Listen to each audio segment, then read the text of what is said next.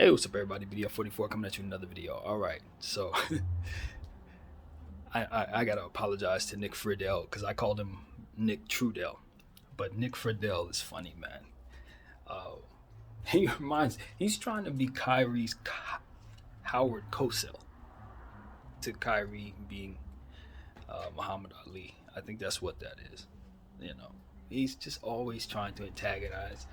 I always look at him as almost like a troll. Anytime I see him on NBA, one of the ESPN shows, whatever the ESPN shows are, he's usually hating on the Lakers or, you know, hating on Kyrie or something going forward.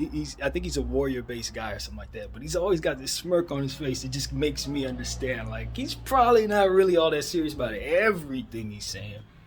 Um, probably a cool guy to have a drink with once in a while, but most of the time he's saying stuff I do not agree with. And the way that he's been approaching Kyrie Irving, you know, like I said, I think he's trying to be his Howard Cosell. He's going to make moments out of Kyrie's presence every time he sees him. And so, yeah, I just wanted to acknowledge that, man. Because I know that people are looking at him and saying, he's not a likable guy. I don't like him. I just think he's doing what he has to do for controversy. I've watched so many people take the antagonist approach on everything and make an entire career out of it. Some of them have made it huge doing it. A guy like Charlemagne, he started off as the worst, coldest hater that I had heard on the radio back when I was a kid. Now, we've seen what he's blown up to become, and some of these other people as well. They just start off as antagonists.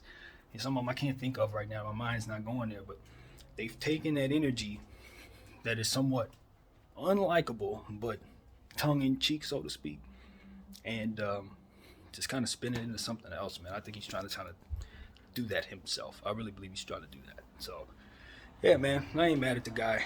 I know a lot of people are unhappy with him because of how he's handling the Kyrie thing, but I just think I look at him as a troll, dude. he's trolling, almost like Skip. Think about another example of that. A hater antagonist gonna say stuff that pisses people off.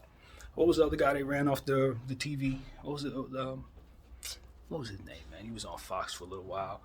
A conservative black dude, chubby guy. Used to play football back in the day. Everybody hated him. They ended up running him out of here. I think he does something on YouTube now. I don't know. He was like an Uncle Ruckus type of character on television. He just had these really, really anti-black, people takes. It was just kind of funny to me. This big black dude, like he's his brother. You know what I mean? He's from the world from which this goes, and like he still just hates everything about it. It's almost kind of funny to me.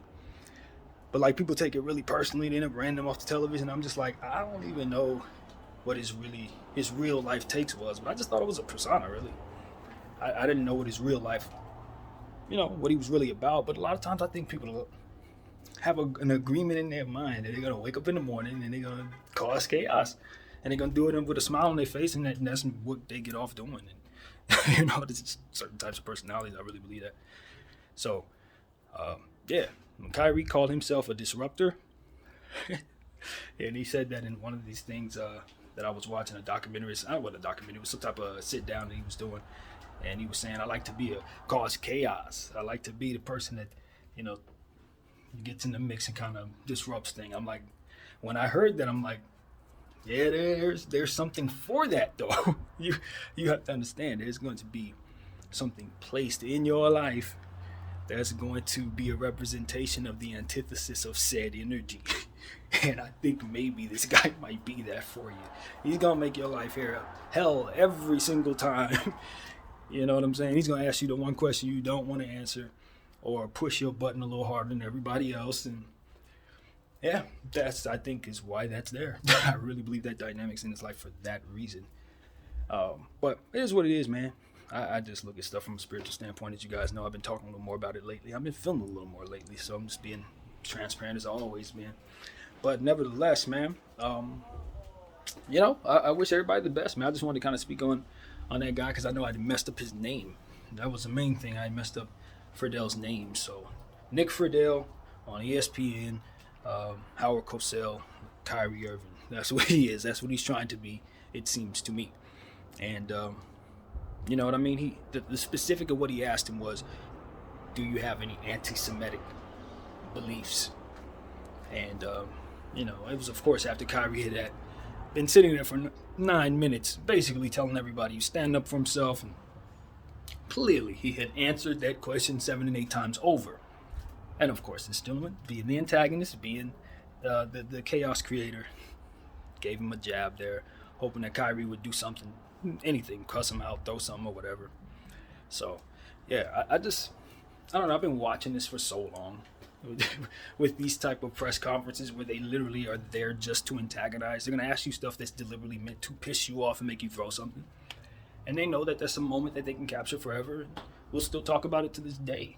So Kyrie referred to that. I think that was the first time after the first press conference they had in Brooklyn after the regular season game they had where he had a confrontation with Nick Friedel. And that's essentially what Kyrie said. You're just trying to have a moment. That's all it is. Let's make you famous for now. So it is what it is, man. You can really, use that, though. That platform, that banter with that particular person. Because for a fact that that person is going to capture that moment. So I guess this is what the juice of my thought would be. It's great to use Nick Friedel for the biggest points. You know what I mean? Like, wait for him to ask you that question to give the meat and potatoes of what it is. Because you know damn well that he ultimately is the guy that everybody's ultimately going to look toward you to have that moment with. You know what I'm saying? That would be the person I'd have when I talk to the world, it would be when he asked me one of them dummy questions. Instead of responding to it in the way that he wants me to, I would give him that big old truth and just let him go crazy with how he's going to act on it. But that would be the moment everybody's going to be like, yeah, Kyrie was really telling the truth. And they'll refer to it and stuff like that. So, I don't know. Just looking at the situation, sometimes you can let those guys piss you off, or you can spend that energy on them and use it to your advantage. So that's really what they want you to do anyway. To watching them for 30 years be angry at players and for reacting to them in ways that are natural to react to somebody when they're creating chaos in their lives. It's like, why don't you guys understand that you're creating headaches for these guys in doing what it is that you professionally do?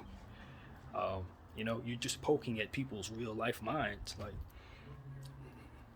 I don't know, but it is what it is, man. I guess it's all for entertainment. Everybody benefits from it, so that's why the game should be played on both sides.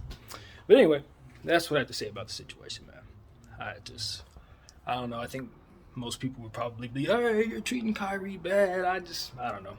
Because I put on content, I just kind of know what content creators ultimately want. It's that moment, the chaos. They want us to react some type of way. So if we're appalled at what he did, or we're looking at him like, Nick, yeah, that's good. Instead of us saying, Nick. They don't want that. They want us to say, you're bullying Kyrie or something of that nature, so that we're focused on them. So that's why he stays on the Bit Network. That's why they pay the man, So anyway, it is what it is, man. It's all fun and games as far as I can tell, so long as people are not taking it too far, And that's also why I wanted to get on here and just say, let's treat each other with compassion, Especially when there's matters of spirituality and offense and stuff like that. Obviously, it's going to be a very fluid topic. I think this particular topic, and granted, I think the evil in the situation is that there are some things in that documentary that may be offensive and kind of disarm the conversation from being a peaceful one. There was some things that Kanye said in that situation that would divide people from having a peaceful conversation about what it is that needs to be said. But we got to ignore that, I think, if we're going to be able to get along with one another. So I think that's the energy that needs to be had with the adults in the room in regards to this very difficult and hurtful conversation. So that's what I got to say, man. Just wanted to react a little bit to that, as I've already done a lot.